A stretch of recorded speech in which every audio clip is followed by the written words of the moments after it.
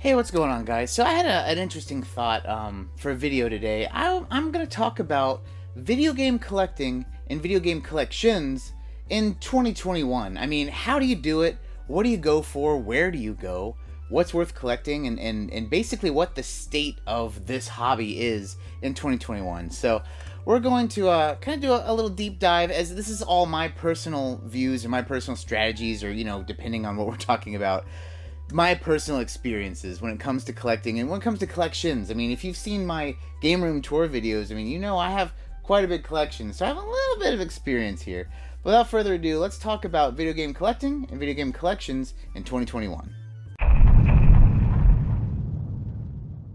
So why not start back in the beginning, right? With retro games. Retro games were way better to collect 10 years ago. I mean, that's gonna be stupid, but let's talk about collections at first. So my personal collection is a mixed bag. Nowadays, now I'm a little bit older than when I started collecting. I will say that in my personal opinion, I think you should only go for games that mean something to you or something that you're gonna play. When it comes to having your own collection, is it cool to have, a really expensive game out there, Cubivore or something for the GameCube? Yeah, it's cool on the shelf, but are you going to play it? I mean, I don't know. Gotcha Force, actually, that's a very expensive game that I personally own. I had it in my GameCube video about my most expensive games, and that is a game that I would play. And granted, when I got it, it was not as expensive as it is now, but it's something that you need to keep in mind when you're collecting these games. So as of recording this video, I haven't gone yet, but soon, in fact it may even be out on the day of, I'm going to be going to a video game convention. And I always ask myself, when it comes to retro games especially, what am I after? What am I looking for? And what am I willing to spend money on? Obviously, if you find a deal, you find a deal. So let me preface everything that I just said can definitely be wiped away if you find a deal, right? So if you find Panzer Dragoon Saga for $50, buy it. Like, who cares if you're never going to play it? That's worth $1,000. Buy that game. That said, what constitutes a game that you're willing to spend that top dollar on? Now, some people go for complete collections. I'm not someone who goes for a complete collection, but there are games I am really interested in. I'm a very big Mega Man fan, a huge Mega Man fan. If I go to this convention and I see Mega Man 8 on the Sega Saturn, that's a $300+ game. It's a game that I've been looking for a long time, and it's a game that me personally, I may drop that kind of money on a game like that. You're really gonna have to catch me in the right mood, but something like that, if there's something that means a lot to you, let's say that I didn't own Mega Man Legends 1, and Mega Man Legends 1 was going for $200, I would spend $200 on that game. That game means a lot to me. So when it comes to collections, I do like to say that, when it comes to stuff like that, retro games especially, you need to go through and really take stock of what's important to you, especially nowadays, because now the prices are so crazy. And then also, what is retro? When I started collecting retro games, the expensive games were like Super Nintendo, some rare NES games. Now GameCube's on the list. I mean, like, it used to be, go somewhere, you buy a whole bin of GameCube games for $3 each, and now they're $200-$300. I mean, heck, Chibi Robo was over $100. That game sucks. But, when it comes to stuff like that, you really have to kind of, like I said, take stock in what's important to you. And what are you willing to spend the top dollar on? But that leads me to the next part, which is actually collecting, right? So when it comes to collecting, there's two mindsets here. There's the complete version people and the loose version people. I'm kind of a hybrid. Now, when it comes to disc-based games, I'm complete all the way. When it comes to games that historically were completable easily, like Sega Genesis, I'm complete all the way. Sega Genesis, there's no excuse. If you don't have that clamshell box and the manual, I mean, they all came with that. But when it comes to Super Nintendo, being in cardboard box with manual, would I like the box and manual? Of course. What's going to happen when I don't find the box and manual for Chrono Trigger? Am I going to spend $700 on that? No, I'm not. That game is fantastic. Not worth it for a piece of cardboard for me. That said, there are many things you can do to alleviate that and still make it look nice for your collection. And welcome the Universal Game Case. I've actually talked about these on the channel before. I talked about them in one of my video game room tour videos. But that being said, these cases are great. You can get them for like $1 each if you buy, a good amount of them. You can print the art, right? The official box art, and that's what I do. And they hold the game quite well. They actually even have room for the manual, if you have it. That said, I know a lot of people are going to be like, oh, that's not, it's not as good. Look, I have like 3 Super Nintendo boxes. One of them is Mega Man X, one of them is Final Fantasy 2 or 4, whatever you want to call it, and one of them is Donkey Kong Country. And those 3 games are very important to me, and it was important to me to get those boxes. But Secret of Mana, yeah, in the box it's worth like 8 times more. Is it worth me finding the cardboard box? No. And I don't think it should be anyone's priority personally. But that said, that's the first part about collecting retro. The second part, where do you get retro games? Now, everyone has their own way of doing it. The tried and true to get the best deals is to ask your friends. I mean, it sounds stupid, but that's how I got Chrono Trigger for free. Granted, I was given Chrono Trigger for free to my chagrin. I told my friend who gave it to me, I was like, look, this game's worth a lot of money. I can't just take this from you. And he's like, hey, it's going to a good home. I like your collection. And he gave it to me. So situations like that will happen. Will it make you feel uncomfortable depending on how heartless you are? It should. But always don't take advantage of your friends. If someone has a big box of games, and granted, that game could be worth several $100, give them $100. They were going to give it to you anyway. Take them out to a nice dinner. I don't know, something. But then also, a lot of people don't think about this. Ask your coworkers. I mean, I've had many times where I've talked to people who, oh yeah, you know what? I have a whole box of this stuff at my parents' house. Or even older coworkers. Oh, I had all this stuff for my kids, and they're all your age now. I can dig it out for you. You never know what you're gonna find, but that is the best way to get games cheap. Now, a less guaranteed way would be going to yard sales, right? So yard sales, or some people call them, I don't know, boot sales, or even flea markets, for example. Flea markets, you're not going to get as good of deals, because typically if someone has video games, they know what they have. But when you go to a yard sale, and you walk up and you don't see any video games, ask. Always ask. I always ask. You say, hey, do you have any old games in the back? Super Nintendo, Sega, whatever. Sometimes you get something. Earlier on the channel I actually showed some pickup videos I got, and I mean, some serious handhelds given to me for like $20. I mean, come on, you never know what you're gonna get. I'd say further down the line, basically going to pawn stores. I've gotten some of my best deals at pawn stores, although nowadays pawn stores are getting a little bit privy to deals, and a lot of them don't take older games, but some of them do, and sometimes they just take them and they'll sell you the whole box for nothing. So always ask, even if they don't have anything out. Then of course you're gonna have your video game stores, right? Your actual places of business, and you're probably not going to get a deal there. If it's a local store and you're buying in bulk or trading some stuff, you might get a better deal.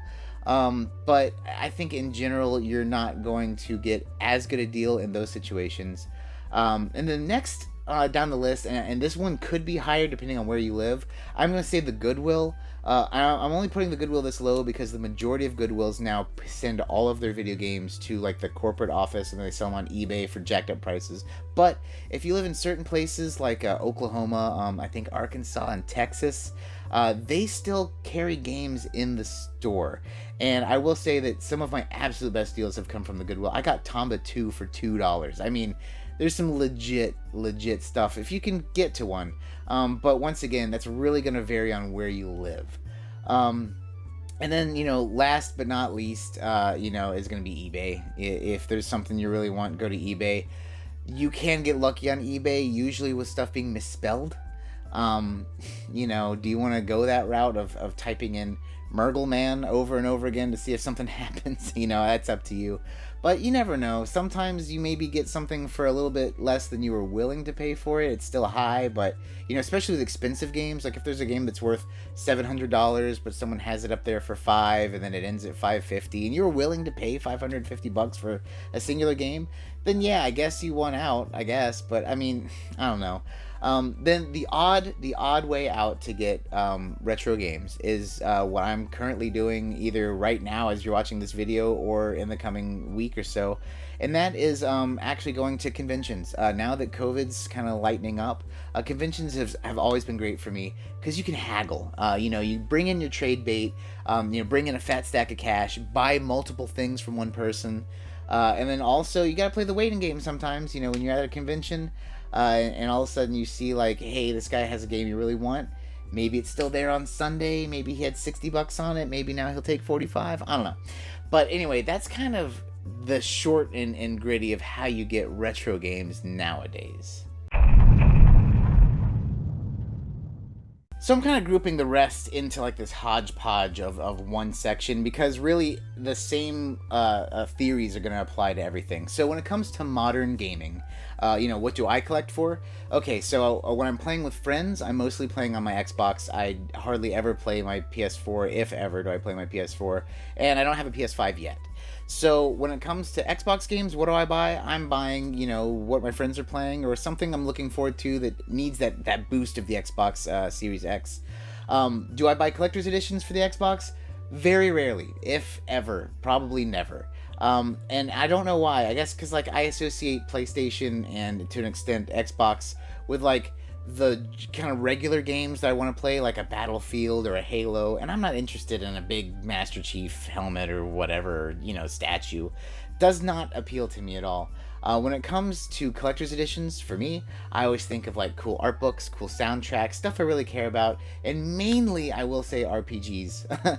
But that being said, that brings me to my collection. Obviously, if you've watched the channel for any amount of time, just even slightly breezed upon it, you know that I'm a huge Switch collector. I love collecting for the Switch. I'm looking at my shelf right now. I don't know how many collector's editions I have, but it is more than you have. It's more than anyone has. It's so many, oh my god.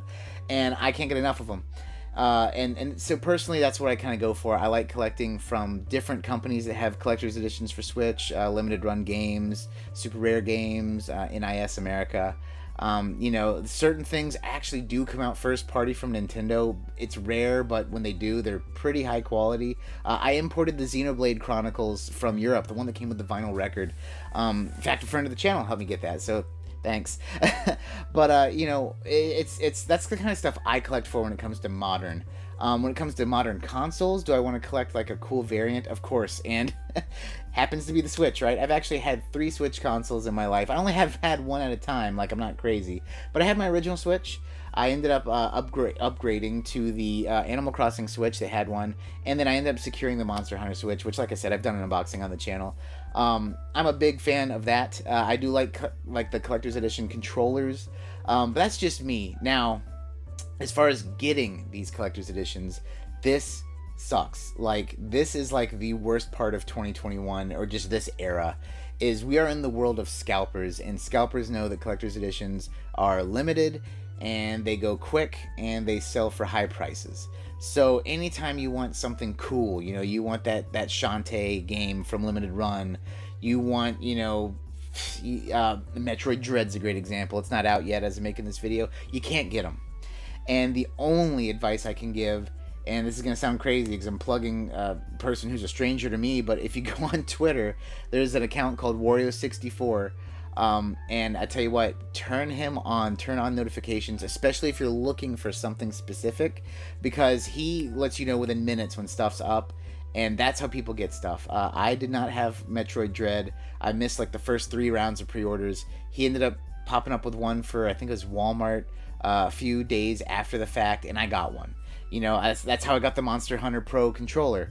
That's how I got the Monster Hunter Switch. It was a month later after the initial ones went so quick. Hey, they're back up for pre-order, and that's the only way. You basically have to be at your phone ready. The only other advantage you could have, I guess, is to make sure you're logged into your accounts. If you're trying to buy something on Walmart, or you're trying to buy something on Amazon or Best Buy, make sure that you're logged in, or at least have your stuff to where it can log you in automatically rather than have to type it in, because nowadays that's the only way to get stuff. And the way with these scalpers are with collector's editions, you know, it's brutal. And the thing that stinks to me, and this is just me venting, is like a lot of this stuff is pre-orders, and like I've never understood, if it's a pre-order and the stuff isn't made yet, then why can't you pre-order infinite of them? I mean, if they're not made yet, you just make as many as you need, and then a few extras for, you know, whatever. But I don't know. That's a little mini rant. But regardless, when it comes to newer games, you basically have to have some kind of advantage. And for me,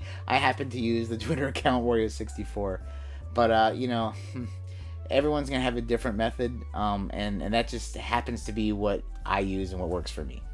But hey, you know, what do you guys think? That's how I collect games in 2021. I've eased off of retro games only because I mainly have the ones I want. And as I discussed earlier, you know, I'm not going to buy games that I'm not going to play. Unless there's a crazy deal, you know, I'm not going to buy a game I'm not going to play. But hey, what do you guys think? What do you collect for? Do you collect everything? Do you need every single game for a certain system? Or every system? Does it matter? Are you collecting retro in 2021? What are your tips? I mean, heck, maybe I need to get schooled. You know, it's been different ever since moving to Maryland. Texas was way easier to collect in. I swear, games just rained down there. But, you know, I'd like to know what you guys do or think in the comments down below. That's going to do it for us today, guys. Once again, thank you so much for watching. Thank you so much for subscribing. If you haven't, do. It'd be freaking really cool. If you guys collect games, let me know what you got. You got some cool rare games? Throw that in the comments. Heck, whatever. But hey, as always, take it easy.